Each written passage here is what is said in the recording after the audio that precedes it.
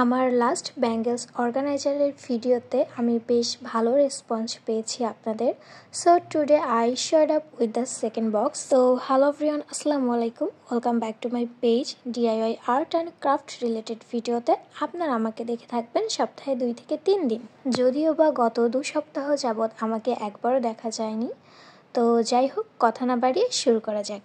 So আমার আজকের DIY project, যেটা ব্যাঙ্গেলস অর্গানাইজার, এটার বেস হিসাবে বেছে নিয়েছি আম্মুর এই মশলাদানিটাকে। সো এখানে আমি ফার্স্টে একটা টেক্সচার পেস্ট রেডি করে নিছি, এবং এই টেক্সচার পেস্টটা কিন্তু আমি বাড়িতেই বানিয়েছি। আপনারা যদি এই টেক্সচার পেস্টের রেসিপি চান তাহলে অবশ্যই আমাকে কমেন্টে জানাবেন, আমি চেষ্টা করব একটা ডিটেলস ভিডিও দেবার।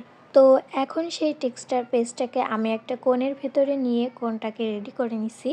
আর এই প্রসেসটা করার কারণ হচ্ছে আমি এখানে যেই ডিজাইনটা করতে যাচ্ছি সেটা খুব ইজিলি এই কোণটার মাধ্যমে আমি করে ফেলতে পারবো, এবং এখন আমি এই পেস্টটা দিয়ে একটা সিম্পল ডিজাইন করে নেব।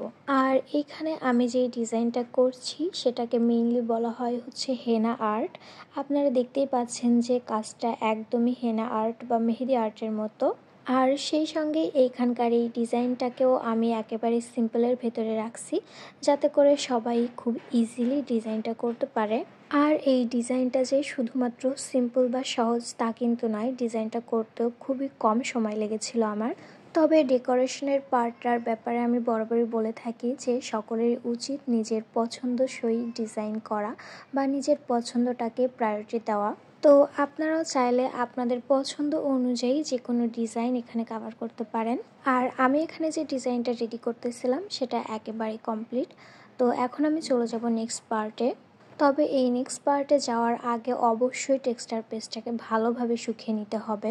সো এটাকে সম্পূর্ণভাবে শুকিয়ে নেবার পর আমি এখানে অ্যাক্রিলিকের মেটালিক সিলভার কালারটা অ্যাপ্লাই করে নিচ্ছি। এরপর সিলভার কালারটাকে ভালোভাবে শুকিয়ে নেবার পর আমি এখানে গোল্ডেন কালারটার হালকা টাচ দিয়ে নিয়েছিলাম। আর এইখানকার এই কালারগুলো আমি অ্যাপ্লাই করেছি আমার হাতের সাহায্যে। তবে আপনারা চাইলে এখানে ব্রাশও ইউজ করতে পারেন। আসলে এই কালারগুলো করার সময় আমার কাছে মনে হয় যে হাতের সাহায্যে করলে আমি যেই শেপ বা আমি যেই টাইপের কালারটা চাই বা আমি যেখানে এগুলোকে অ্যাপ্লাই করতে চাই ঠিক সেমনভাবেই হয়।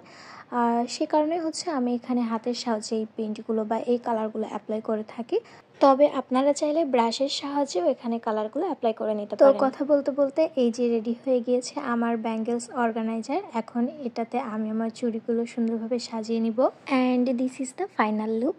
তো আপনাদের কাছে আমার আজকের ভিডিওটা কেমন লেগেছে সেটা কমেন্টে জানাতে ভুলবেন না। দেখা হবে অন্য কোনো দিন অন্য কোনো ভিডিওতে। ততক্ষণ ভালো থাকবেন। আল্লাহ হাফেজ।